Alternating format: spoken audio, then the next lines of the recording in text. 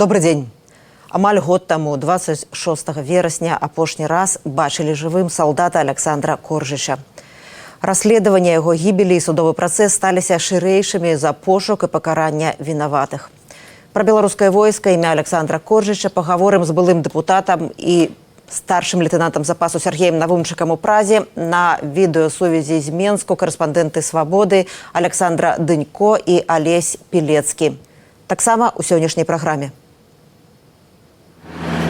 Голас народу. Ці магчымае войска без дзедаўшчыны? Мужчынскі і жаночы погляд. Нет ничего страшного, это происходит каждый день. Наверное, раковая опухоль на том же дереве, да? Голас маці. Святлана Коржыч хоча ведаць всю праўду пра гібель сына. Назвали конкретно фамилии лиц, которые выбивают деньги, вымогают деньги. Голас свабоды. Па-беларуску з Вінцуком Вячоркам. Відэонарысы пра нашу мову ў дзяржаве і грамадстве. Ці падабаецца беларусам быць бульбашамі?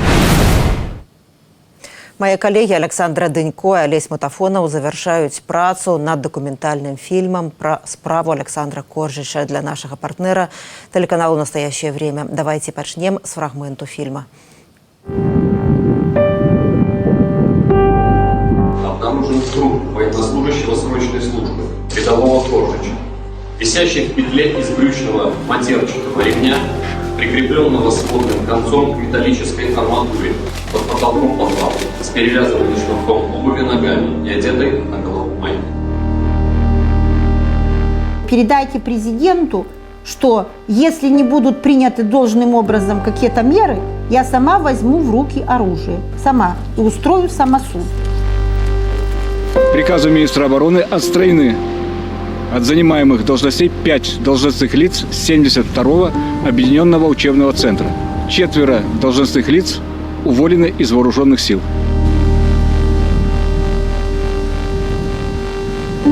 Доведение до самоубийства рядового Коржыча вследствие неуставных отношений с военнослужащими, насилия, издевательства, вымогательства или отобрания у него предметов личного потребления, денежных средств или имущества. Они просто боятся, понимаете, о чем-то говорить. Вот и все. Я выражаю глубокое соболезнование родителям погибшего Александра Коржыча. Чтобы мама его была на этих следственных мероприятиях. Хочет задать кому-то вопрос, пусть задаст. Скрывать не надо. Это чрезвычайный случай. Это мое личное решение.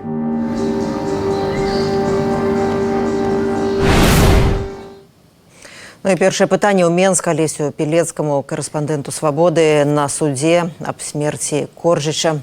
18 верасня судовы працэс быў прыпынены на 10 дзён, і прычынай сталі паказанні сержантаў пра фізычны і псіхалагічны ціск з боку КДБ падчас папярэдняга следства. І будзе праводзіцца спецыяльная праверка. Але ці ёсць нейкія прыкметы таго, што адказнасць за смерць салдата будуць несці не толькі сержанты, але і афіцэры, але і чыноўнікі Мінабароны?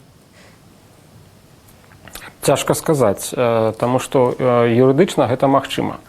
Ёсць два шляхі. Першы – гэта перакваліфікацыя справы пракуратурай. Калі пракурор прымае рашэнне адправіць матэрыялы на дапрацоўку, перакваліфікаваць, прыцягнуць новых асобаў на лаву падсудных, гэта вялікая праца. Таксама суддзя можа прыняць такое рашэнне. Пакуль я не бачу нейкіх крокаў у гэтым кірунку, і тым больш мы ўжо ведаем, што 1 кастрычніка пачнуць судзіць кіраўніцтва роты Коржыча, лейтенанта Паўла Сукавенко, таксама прапаршчыка Артура Вербала. І калі іх пачнуць судзіць, то натуральна, што мы ўжо не зможам чакаць, што афіцэры з'явяцца на лаве падсудных разам з сяржантамі. І тым больш, на маю думку, няма зараз падстаў лічыць, што на лаве падсудных з'явіцца кіраўніцтва часткі, а таксама былое кіраўніцтва аб'яднанага навучальнага цэнтра ў Печах, таму што гэтыя людзі займаюць ужо іншыя пасады, нават пасады ў Міністэрстве абароны. І яны прысутнічалі на працэсе ў якасці сведак, былі апытаныя. Таму было б, на маю думку, проста фантастыка, калі б гэтыя людзі з'явіліся на лаве падсудных, нягледзячы на ўсе хадайніцтвы, якія падае Святлана Коржыч. Ну, вы кажете, что это было б фантастикой. Но давайте послухаем мать Александра Коржича. Везут они труп сына моего. Я говорю, а что там? Попытка суицида. Я говорю, и чем попытка суицида закончилась? К сожалению, закончилась летальным исходом.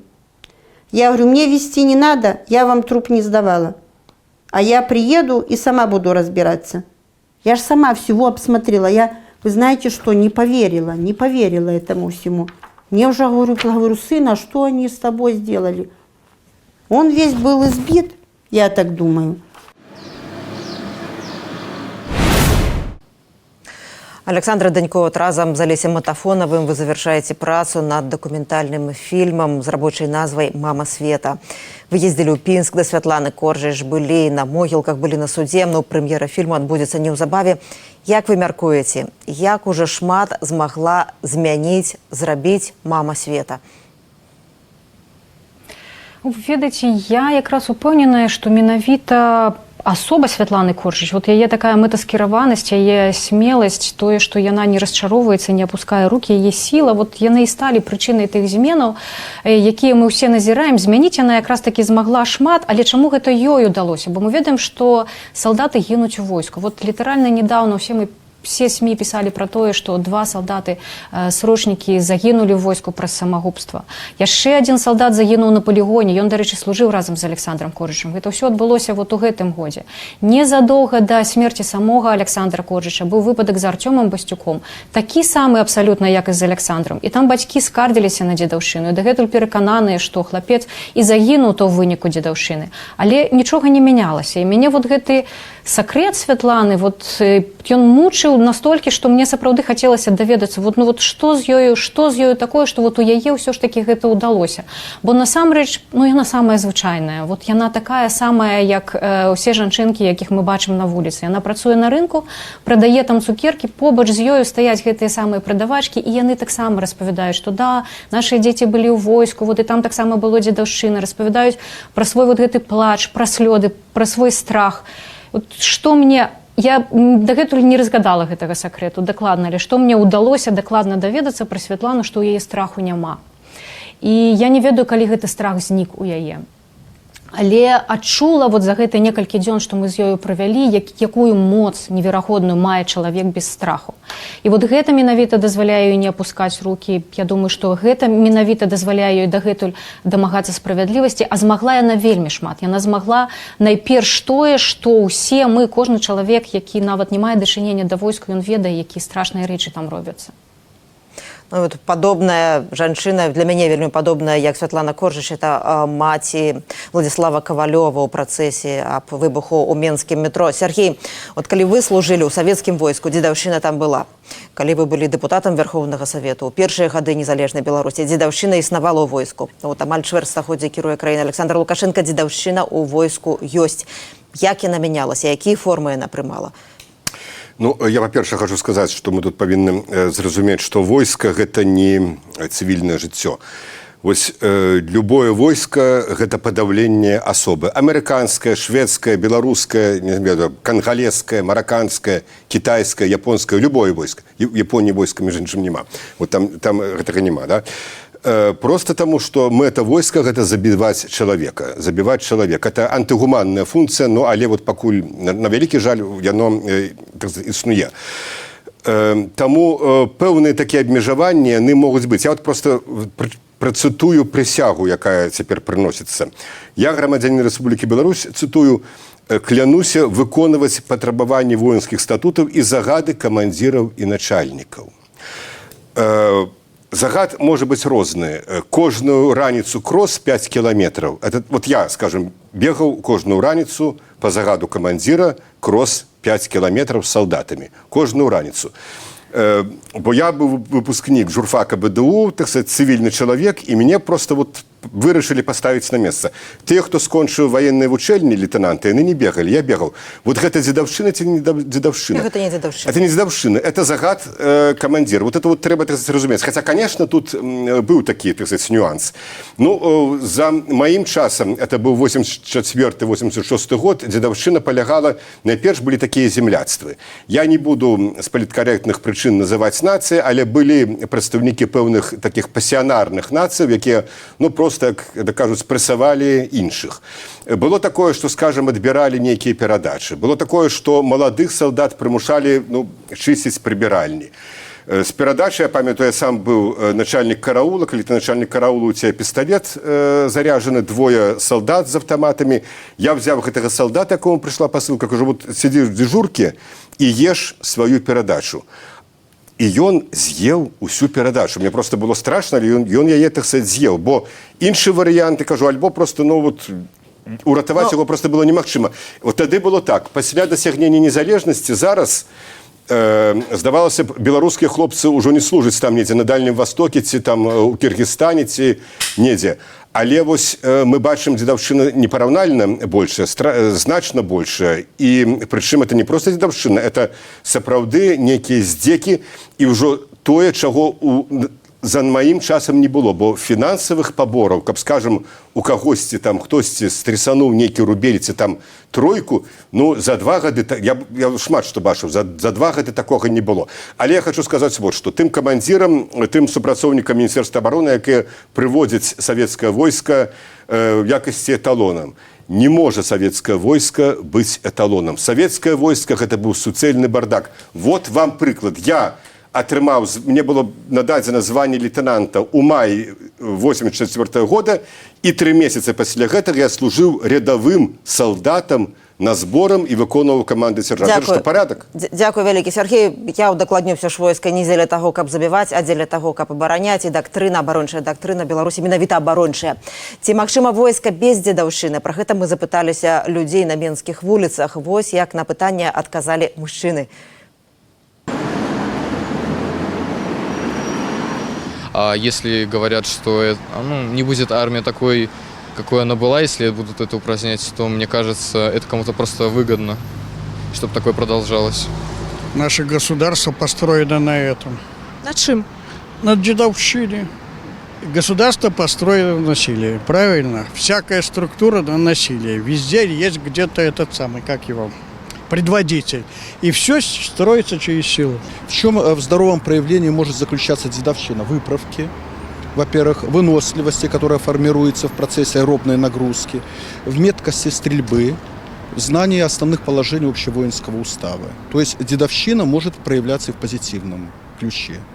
А в негативном, то мы с чем сталкиваемся, конечно, безобразное явление, оно должно искореняться.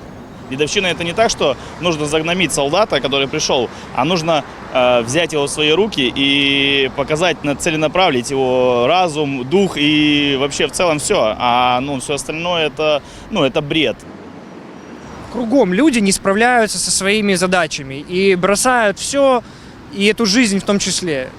Это вопрос конкретно взятого человека. То есть он не справился или не смог справиться, или там не получилось у него выполнить те задачи, которые вот жизнь на него возложила. В этом нет ничего страшного, это происходит каждый день. Ну и вот отказы жанчын.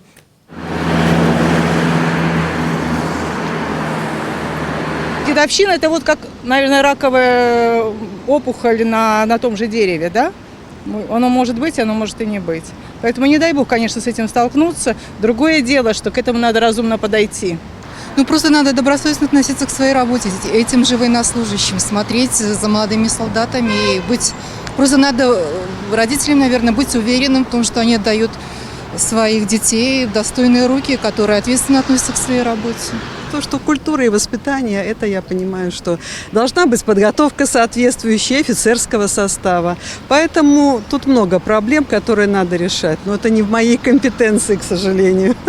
В зависимости от части, в зависимости от командира, там уже, соответственно, свои правила вводят. В Минске, я знаю, вот в Уручье очень неплохие части, дедовщины там точно нет. Некие ваши знакомые? Да, там служили, все хорошо. И действительно, армия прошла армию. Ось калі мужчыны разважаюць у тым ліку і пра так званую здаровую дзедаўшчыну, то жаночы ракурс все ж іншы. Яны параўноўваюць дзедаўшчыну з ракавай пухлінай. Паводле стандартаў НАТО сілавыя структуры ўзначальваюць цывільныя асобы. У многіх краінах свету міністркамі абароны былі жанчыны. У беларускім войску вельмі мала жанчын. Іх няма на кіраўнічых пасадах, на кантрольных пазіцыях. Александра, ці што памянялася б, калі б жанчыны не толькі аддавалі сваіх сыноў у войска, але маглі б і самі быць часткай войска і мелі нейкія кантрольныя функцыі? Ну, ведаеце, вот у аўтарытарных грамадствах якраз такі войска і роддом гэта два самыя магутныя спосабы кантролю над людзьмі. Это вот две такія мясарубкі, праз якія кожны грамадзянін, кожны чалавек праходзіць, і там улада яму паказвае, што ты наш раб, мы можам зрабіць з табой усё, што заўгоднае. Ну так вельмі разумна пабудавана, тому што фактычна б'юць у ідэнтыфікацыю. Бо чаму нас вучаць, што трэба ісці у войска? Бо там менавіта зробяць з хлопчыка, з вашага хатняга, звычайнага, сапраўднага мужчыну. У нас уже гэтая мантра, як бы не служыў ні мужик, яна не вельмі працуе, але ўсё адно вобраз воіна, ён так падтрымліваецца ў нашым грамадстве. Тое самае з жанчынамі. Лічыцца, што жанчына абавязкова мусіць нарадзіць. Калі ты не нарадзіла, то ты, маўляў, і не жанчына. Калі у цябе адно дзіця, то ты як бы амаль і не мама, трэба нам больш усялякіх салдатаў. І пасля Коржыча высвятляецца раптам, што чаму яны там вучаць, якіх сапраўдных мужчынаў рыхтуе беларускае войска. Яны вучаць здольнасці прыносіць салдатам каву, прыносіць салдатам ролтан. Фактычна беларуская мадэль войска гэта такая племянная мадэль, першабытная, дзе за пакетик ролтона ці за пакетик Нескафе можна купіць сабе права, каб цябе не чапалі, каб цябе не прыніжалі, каб ты просто вот спакойна дажыў там нейкія гэтыя пару дзён, месяцаў, год, паўтара да таго моманту, пакуль ты ізноў апынешся ў вольным жыцці. І мне ўсё ж такі, я ўпэўненая, што гэтая сістэма мусіць быць змененая па стандартах НАТО ці не па стандартах НАТО, што мусіць быць прафесійнае войска, і да гэтай структуры, армейскай структуры, вайсковай структуры мусіць у роўнай ступені мець доступ усе катэгорыі грамадзянаў, незалежна ад іхнага полу, ідэнтыфікацыі і так далей. І гэта, канешне, аздаравіць усю сістэму ў грамадстве, не толькі войска. Сергей Навумчык, ну, адзін з мужчынаў на вуліцы казаў, што вся наша сістэма пабудаваная на дзедаўшчыне, не толькі войска. Ну і сапраўды так, калі вся сістэма пабудаваная на гвалце, на жорсткім падпарадкаванні, на фальсіфікацыях, на парушэннях правоў чалавека, на карупцыі, чаму войска мусіць быць іншым, і ці можна, не памяняўшы всю сістэму, поменять войска? Так, конечно, немагчыма. Причем я хочу сказать, что тут один из удзельнікаў пытання сказал, что станоўчыя якасці дзедаўшчыны, боевая падрыхтоўка, умение стрелять, это никакая не дзедаўшчына, это не дзедаўшчына выпрацоўваецца, это выпрацоўваецца умением стрелять. Между іншым, у беларускім войску вельмі мало стреляюць, калі так казаць. Ну, про что мы говорим? Вот мы не кранаем такую тему, она ввогуле асобная нават тема, гэта, скажем, нацыянальная дыскрымінацыя ў войску. Дыскрымінацыі, вот мы это бачым, тых беларускамоўных юнакоў, якія туды прыходзяць, іх адразу ламаюць, говори по-человечески, говори по-русски. Што мы хочам ад войска, калі ў нас такая сітуацыя ў грамадстве, калі фактычна бацькі не могуць дзіця аддаць там у беларускую школу. Таму, конечно, абсолютно правильно. Войска – гэта слепак у значнай ступені грамадства. Не памяняўшы грамадства, мы нічога не памяняем, а датычна вось вашага папярэдняга пытання да Александра Данько, я хочу сказаць, што яшчэ ў 94-м годзе мы ў БНФ прапаноўвалі, каб міністрам абароны была жанчына. У нас была кандыдатура Галіны Семдзянова. Міністр абароны – гэта палітычная функцыя. Менавіта. Алесь Пелецкі, ну, праз вашыя штодзённыя рэпартажы з залі суду наша аўдыторыя атрымлівае падрабязную, всебаковую інфармацыю пра хаду працэса. А што застаецца па-за сайтам «Свабоды»? Што вас здзівіла? Што вас абурыла на судзе? Падзяліцеся. Ну, па-за сайтам, па-за тэкстамі, вядома, застаюцца эмоцыі, в першую чаргу. Асабіста мяне здзівіла і непрыемна ўразіла на пачатку і цэлы месяц уражвае пустая заля. Это одна з самых вялікіх судовых заляў у Менску, у якую ніхто, апроч журналістаў, не прыходзіць. Гэта такі кантраст, што з аднаго боку пра справу Коржыча ведае кожны, фактычна кожны. Бачым вялікую цікавасць і на нашым сайце, і на іншых. Шмат СМІ асвятляюць гэты працэс. А з іншага боку, у судовую залю не прыходзяць людзі, якія сочаць за гэтай справай. І я перакананы, што калі б зале была, магчыма, не цалкам напоўненая, але хаця б напоўненая напалову, то гэты працэс меў бы значна большы розгалас і праходзіў бы, магчыма, іначай. Магчыма, пацярпелыя салдаты давалі б іншыя паказанні, больш актыўна, гаварылі б больш. Магчыма, афіцэры не паводзілі б сябе так бяздушна, як яны паводзяць сябе ў зале суда, даючы паказанні. Вось тое, што судовая зала проста пустая падчас гэтага працэсу, для мяне такім найбольшай нечаканасцю з'яўляецца і найбольшым, напэўна, адкрыццём. Я прапаную зараз пагаварыць пра рэакцыю ўладаў на справу Коржыча, як яна мянялася, але найперш ізноў прапаную паглядзець фрагмент дакументальнага фільму Александры Дынько и Олеся Матафонова. Если бы Александр Григорьевич не взял под свой контроль, значит, сразу бы это дело, я думаю, что было бы закрыто. Никто бы его и не возбуждал бы. Да, слушаю вас. Угу. А где ваш сын погиб? Да, примите мои соболезнования. Вот видите, я тоже сына потеряла. Лишилась всего, вот сижу одна-одинешенька вот. И ни с кем даже, вы знаете что, ни с кем не хочется даже общаться. Ну, то же естественно прослушивается, пусть слушают. Но мне примерно все равно, что они там слушают. Вот я общаюсь с родителями предыдущей жертвы. Выражаю вам все сочувствие и думаю, что половина Беларуси выражает вам сочувствие. Да, спасибо вам большое. Александра, нагадаю, год таму корэспандэнты «Свабоды» першыя пагаварылі са Святланай Коржыч пра смерць сына, і каб не публікацыя ў незалежных СМІ, магчыма, гэтай справа не магла і не дайсці да суду. Як вы ацэньваеце, як мянялася рэакцыя ўладаў за гэты год? Так, канешне, незалежныя СМІ і Радыё Свабода адным з першых напісала пра гэтую справу і распавяло вот этой жахлівыя падрабязнасці. Гэта адзін быў з самых такіх чытаных матэрыялаў у нас на сайце, найбольш каментавалі людзі. І ўвесь гэты час незалежныя СМІ трымалі руку на пульсе гэтай справы, сачылі за тым, што адбываецца. Але я ўсё ж такі большую прыярытэт аддала пасвятленні гэтай справы інтэрнэту, тым як карыстальнікі сацыяльных сетак, тым як простыя людзі рэагавалі, як яны распаўсюджвалі гэтую інфармацыю. Калі мы паглядзім на тое, як шмат людзей каментуюць тое, што адбываецца ў зале суду, а в ВКонтакце ёсць спецыяльная група, якую стварылі сваякі і сябры Александра Коржыча, яна дагэтуль дзейнічае, там вельмі шмат людзей, і людзям гэта дагэтуль баліць, яны дагэтуль выказваюцца нашмат больш жорстка і нашмат больш эмацыйна, чым гэта можна прачытаць у артыкулах, якія публікуюць СМІ. Я, дарэчы, таксама трохі здзіўленая тым, што не так шмат журналістаў ходзіць на паседжанні гэтага суду, і не так шмат журналістаў увесь час асвятляюць тое, што там адбываецца. І рэакцыя ўладаў у пэўным сэнсе яна, канешне, залежала ад таго, што пісалі СМІ. Але я думаю, што нашмат больш улады рэагавалі на тое, што адбывалася ў грамадстве. І пра гэта, дарэчы, вельмі цвяроза вот так зазначыла сама Святлана. Усё гэта адбывалася на фоне дармаедскіх пратэстаў леташніх, якія прайшлі, калі людзі сапраўды, вот гэта быў такі самы, напэўна, момант, калі людзі страцілі страх, калі вот ім не было чаго губляць. Гэта такая самая была сітуацыя, якая адбылася са Святланай, і тое, што ўлада вельмі добра адчула, што да, гэта той момант, які можа ім вельмі дорага каштаваць, і што лепш зрабіць з гэтага, можа быць, у пэўным сэнсе паказальны суд, паказальную справу, але гэта забяспечыць іх ад нашмат большага народнага абурэння.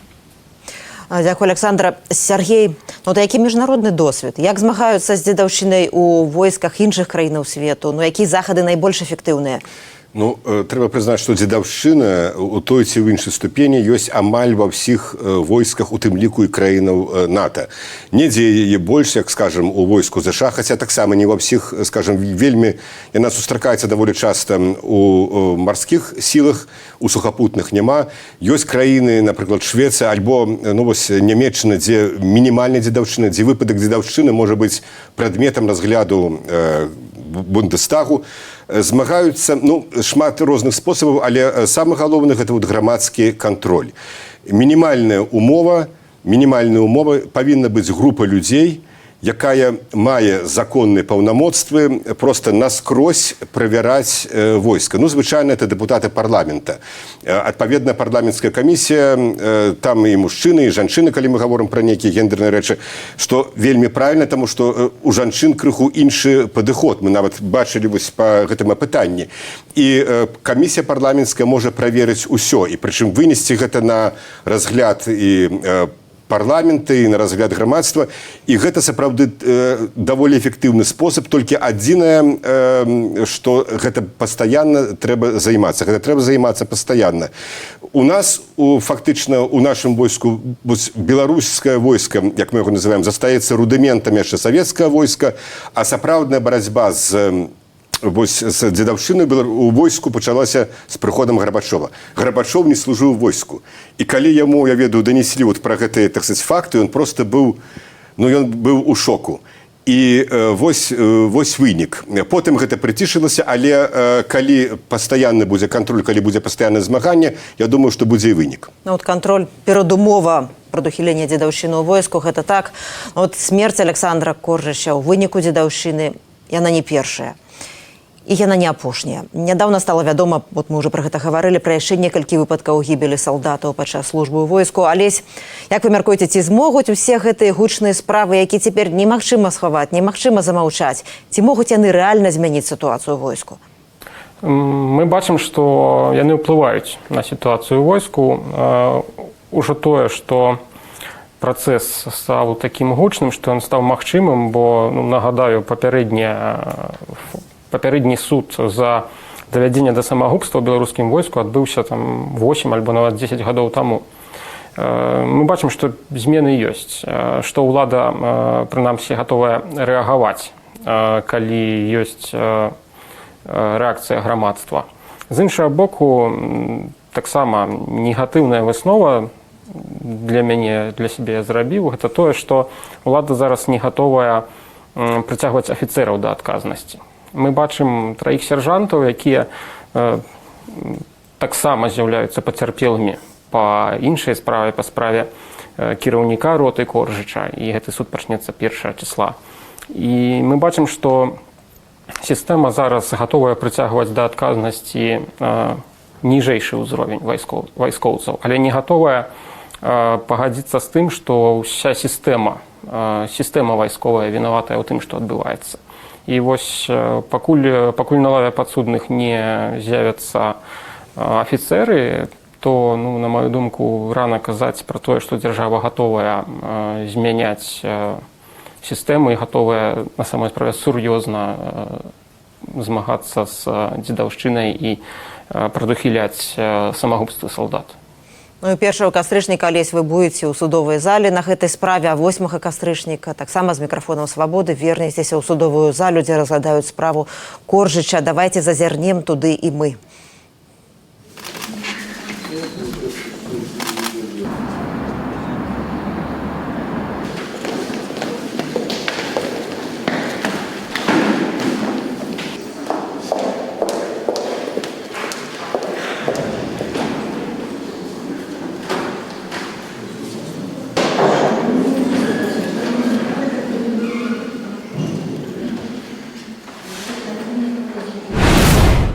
Справа Александра Коржыча можа стаць своеасаблівым дыягназам ці прысудам войску і грамадству Беларусі.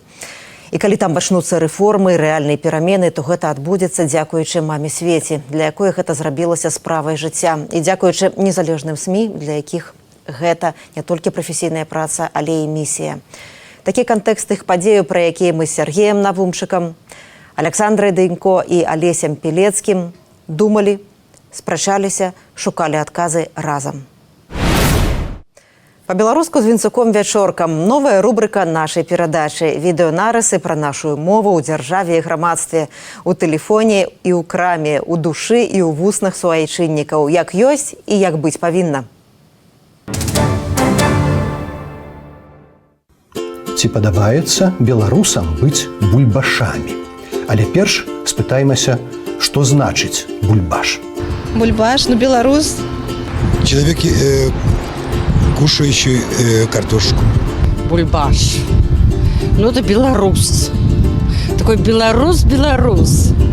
Прям любитель картошки.